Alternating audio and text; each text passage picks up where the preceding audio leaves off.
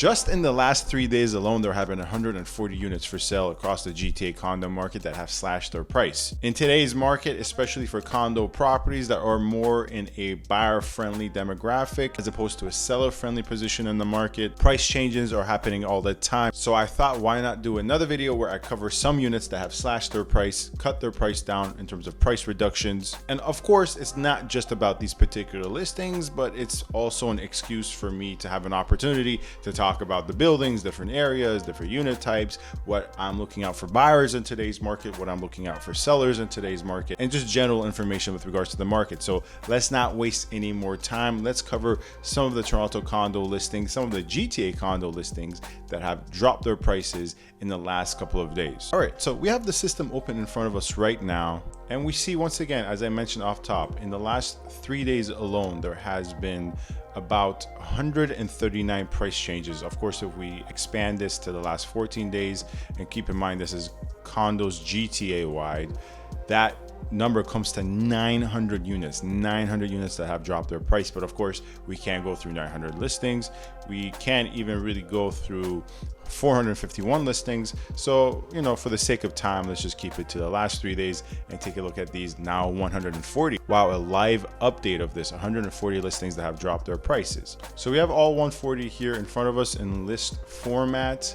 And of course, we see, for instance, like the cheapest unit listed right now for $385,000 was previously listed for $399,000. This is in Burlington, right? Barely any condo market to speak of in Burlington. So of course, you're naturally going to see the cheapest options there. And frankly, in today's market, these are going to have the hardest time selling as well. And one of the first listings that catches my eye is, for instance, this listing, 3511 and 115 Blue Jays Way, a studio unit, currently listed for $449,000. It was previously listed for $470,000. And I've made my opinions clear on 115 Blue Jays Way. It's the King Blue condos. If you don't know what I think about this building, let me put it in polite terms. I think it's better avoided if possible. Not one of the buildings I'm keen to recommend whatsoever. Maybe for tenants, but even that might be a bit questionable. But let's take a look at this unit. It's a studio unit. And the thing about this building is that it has floor to ceiling windows. Balconies are hard to find in this building, and this building is one of these column buildings, which is not always bad, but in a studio, a column kind of takes away from the limited space there is anyways. And in today's market, this is not gonna fly off the shelves, especially at this price. Now, this price is currently listed at is actually compared, like for instance, to 2023, even pretty decent price, but been on market for 44 days. I think it has some more ways to go. And really, this 115 Blue Jays Way, putting aside this unit, more so about the building and the area, this area is seeing a lot of supply. It's one of the areas that has the most supply. It's a very confined area because you have to understand, you have the Bishaw condos, you have this 115 Blue Jays Way, you have 125 Blue Jays Way as well, I believe. Then you have 35, 55 Mercer, you have 15 Mercer, you have 8 Mercer, and that's just within these two streets. That's like 4 or 5 buildings with a lot of inventory. Another unit that caught my eye really on the bottom of the list here is this one in 21 Hillcrest Avenue. Once again, also listed for $445,000. Previously listed for $485,000. Now, 21 Hillcrest Avenue is, actually a okay building, I would say. It's better than okay, it's decent. It's definitely sufficient. There's a lot of good units to be found in this building. It's quiet building, relatively speaking. I mean, just comparing it to the building we were seeing, and we're seeing some of the pictures inside. It's definitely, this is the studio, right? It is much larger than the studio we were looking at downtown. It even has a bit of a, galley kitchen, I believe. So it's bit of an even more separated kitchen, and you don't find this in new studios whatsoever, especially once again downtown. But the reason it's on market is, first and foremost, like one thing that I always focus on is the unit numbers, and 404, and the number 4 is actually considered to be a sign of death in certain cultures. And that can actually scare away a lot of buyers. And listen, I'm not superstitious. If you are, I respect that, but there are a lot of people who are superstitious, and they actually act on their beliefs based on their pockets, right? They don't spend the money on units with 4, but they might spend money on units with 8. Similarly, a lot of other people find the number 13 to be unlucky, and that's why you don't find the number 13 in a lot of buildings and units that start with 13. So even in those cases, people actually speak with their dollar. They will avoid units that start with 13 or have 13 in it, or a building that is addressed 13th such and such street. But that's a minor point. The bigger point is that really, even though this is a good building, it has a price reduction right now down to, once again, $445,000, a $30K price reduction or so. There's not that much studio demand in North York, right? Studio demand is at its highest in downtown. Even in Midtown around Yonge and Eglinton, studio demand is healthier than North York, but even there it's limited. So it's not a surprise in my mind as to why it's been on market for 39 days and has a price reduction. But all in all, I would recommend that building, once again, depending on other factors. And really, there's a lot to pick from. Once again, 140 results here of Toronto condos for sale that have price reduced on the list, and see what else is there. And there's a lot to talk about here. For instance, this catches my attention. Let's kind of try to cover most of the geography in Toronto and GTA. 26 Gibbs Road, unit 741, a 2+1 2 washroom, now listed for $488,000. It was initially listed for $629,000. Now, listen a minute, there's more to this, right? This is not the actual listing price now. They're not trying to sell a 2+1 2 washroom unit at $488,000, and they were previously trying to sell it for $629,000. It's a little bit more complicated than that. This is probably now an offer night price. They initially tried to price it around what they thought it was worth, around market value, but they've substantially reduced the price for an offer night to kind of, out of desperation, I must have to say, probably, to see what they can derive from the market. When they do this, it's pretty much either the selling side, whether it's the agent, the seller, saying, we try pricing it around what we think it's worth. We're not getting any results. Probably wasn't their first time around on the market anyways. So now let's just price it for offer night and see what we get. That's 9 times out of 10 what is actually happening. And let's take a look at the listing a little bit closely. Once again, Islington City Center, 26 Gibbs, 2+1 2 washrooms, around 800 to 900 square feet. Don't have the exact square footage here. And this is what you can expect from this building, right? These types of layouts, and these types of layouts are very common for new 2 bedrooms in Toronto. Let's take a look at the exposure here, because with these buildings, the Gibbs buildings, the exposure is kind of key. So it's exposed to this rental apartment. I don't think there's any current application on this, and it's a passable, sufficient building. Is it a building that I get really excited about? No, it's definitely not. But it seems as if these guys are pretty ripe for the taking. I hate to be so cruel about it, but that's just what it seems like. Because possession remarks immediate. They've dropped it to 488 to induce an offer night. It's been on market 67 days, and they're probably trying to see what the market gives them, right? Doesn't have a locker, but does have a parking, right? This is one of those buildings, once again, is very lukewarm on, nothing too exciting.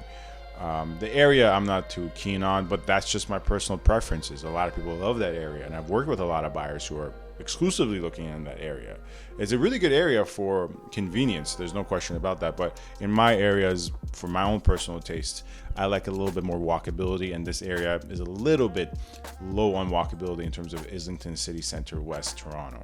So let's see what else is there. 3091 Dufferin Street, unit 10006. I might have actually shown this one, I'm not quite sure. Let's take a look at it. This is obviously treviso condos at Lawrence and Dufferin. This is part of, I think, a series of 3 or 4 buildings. If memory serves me correct, this one at 3091 Dufferin Street is probably the newest addition. I think it's treviso 3 is the name here. Nope, the building name is blank. And it's a 1-bedroom listed now for $499,000, which was initially listed for $505,000, just $6,000 more. Let's take a look at the pictures here and talk about the building a bit more. Now, I actually like this is treviso 3. I was right.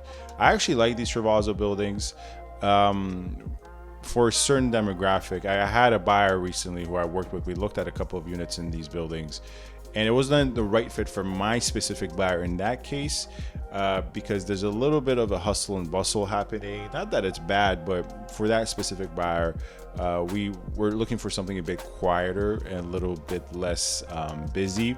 But busy isn't always bad, and this is evidence of that. Busy is not always bad. This is a pretty decent building.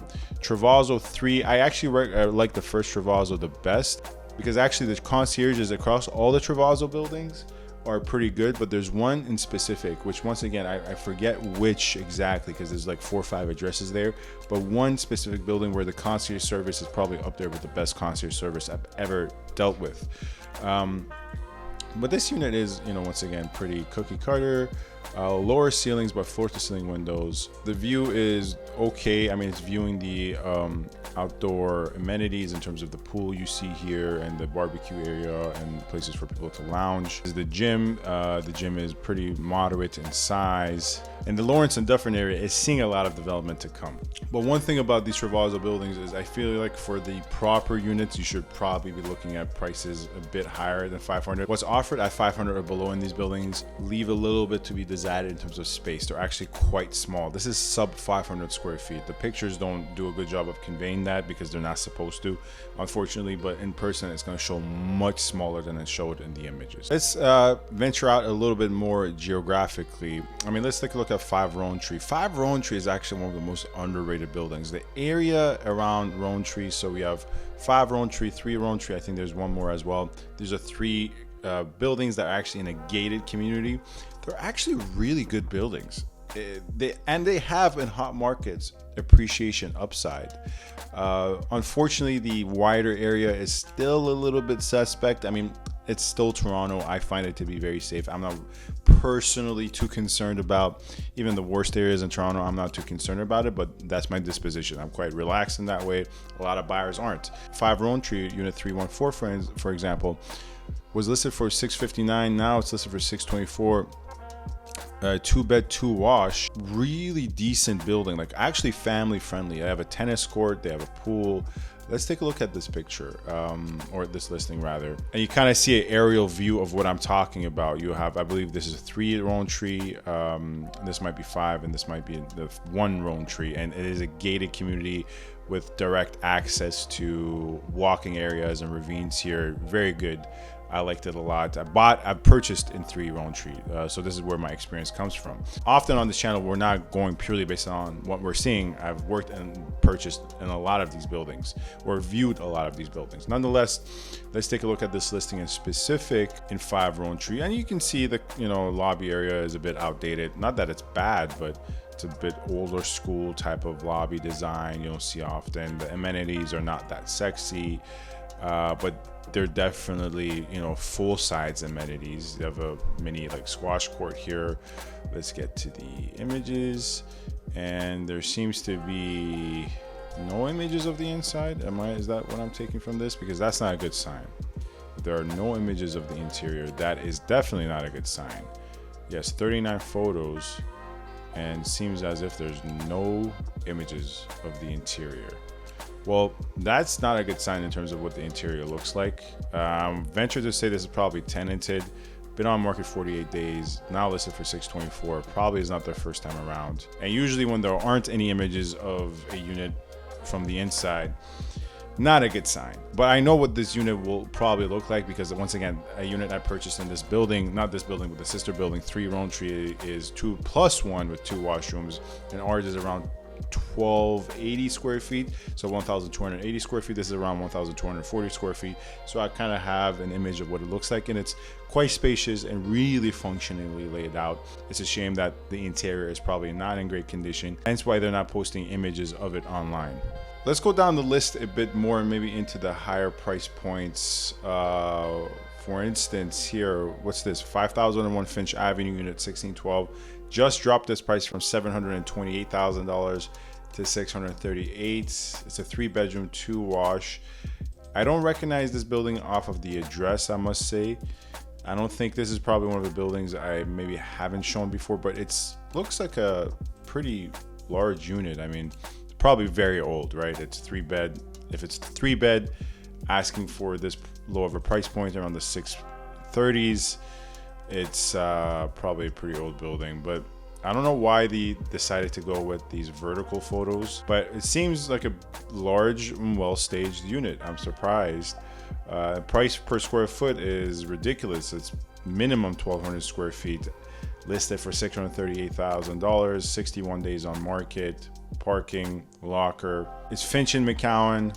So all, you know, pretty much Scarborough. And it's one of these buildings that's very common in this part of Scarborough, and you also see it in Mississauga as well. These large, spacious buildings that are once again depreciated, as evident from the price per square foot they're asking for. I mean, they initially were asking for 738, didn't sell. Now they're asking for 638.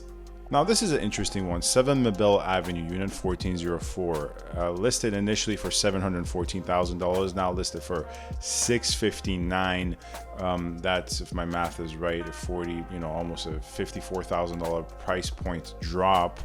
The thing about 7 Mabelle Avenue is it's part of a series of the Mabelle condos by Tridel, and you guys know how large a fan I am of Tridel as a builder.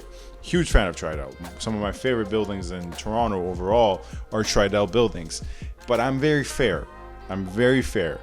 Tridel, yes, occasionally does have misses. Now keep in mind, Tridel's misses are probably still better than a lot of other builders' hits, but to be fair, this is a Tridel miss. 7 Mabelle, 9 Mabelle, and I forgot the other address, but 3 towers. I didn't like it when I viewed it. It was just far too busy. The common areas were damaged. The concierge service was not good at all. Elevator wait times through the roof. To be fair, I saw it on a busy Saturday with my clients, and I've been there many times. But it's one of the rare set of Tridel buildings I would recommend to avoid if possible. Now let's actually take a look at the listing. It is a 2-bedroom, 2-washroom. I wouldn't be surprised if one of the bedrooms are in the middle of the floor plan bedroom, knowing this building. Let's take a look. Yeah, kitchen placement in this building is quite weird. They have the fridge separated from the rest of the kitchen. Not sure what to make of that. And yes, as I predicted, look, they try to hide it maybe, but it seems as if one of the beds are in the hallway by the front door and the other bedroom is on the other side of the kitchen. And these are wraparound units that I'm not a fan of. They can be functional, and these wraparound units are actually quite functional sometimes in, for instance, 100 Charles, or sorry, 1 Charles Street and 110 Charles Street. These wraparound layouts for the 2 bedrooms are common there, and they are a bit more functional. But in this case, they're not. Once again, keep in mind, I have a pretty high threshold, right? This is just my opinion. If this floats your boat, then who am I to say otherwise, right? And the area is, once again, Islington City Center. As I said, it's not really walkable. It's very convenient in terms of commuting and transit, but it's not really walkable per se. Let's see what else is available for us here. For example, we have this unit in 70 Temperance, unit 3115. Initially priced for $849,000, now priced for $839,000. This is something that sellers are doing. They're kind of taking half measures in today's market. In today's market, you either have to not make any moves or take full measures. Let's take a look at the listing. The building I'm not too keen on. I apologize. I feel like I keep saying in this video I'm not a big fan of these buildings, but it's just what's coming up. You know, I'm not always negative on buildings. From people who have worked with me, they know there's a lot of buildings I love. The thing about this building is that reception is awful in this building. Now the concierge service is actually pretty good. The management is actually pretty decent, at least in my experience. And the unit is, you know, pretty bright, floor to ceiling windows. Once again, it seems like to be a corner unit.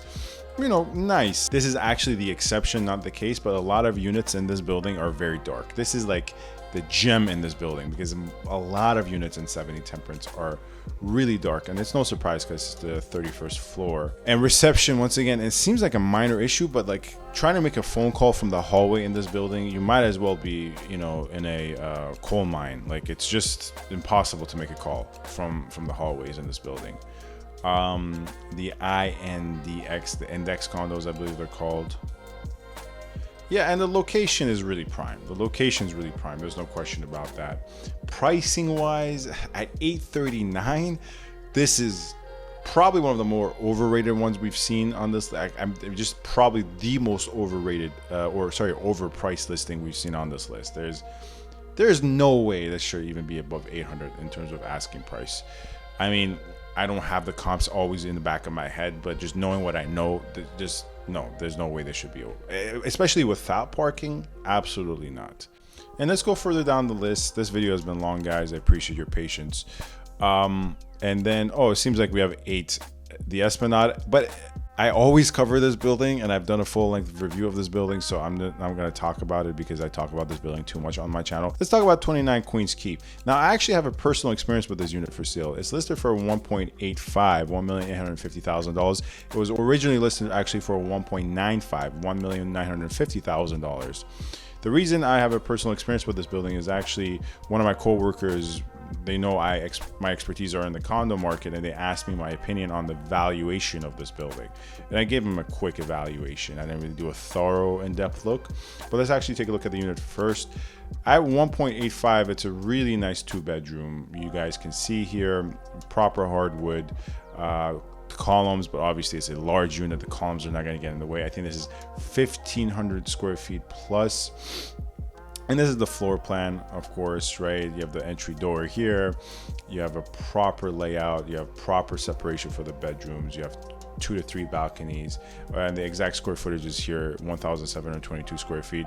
Really good unit, beautiful views, beautiful finishes, proper finishes, right? And right by the water. And the building is one of the more expensive buildings. Although when I touched on this building in my previous video, I said that I'm mixed on it. Let me kind of elaborate what I mean. And the video I'm referring to is my top Toronto waterfront condos video.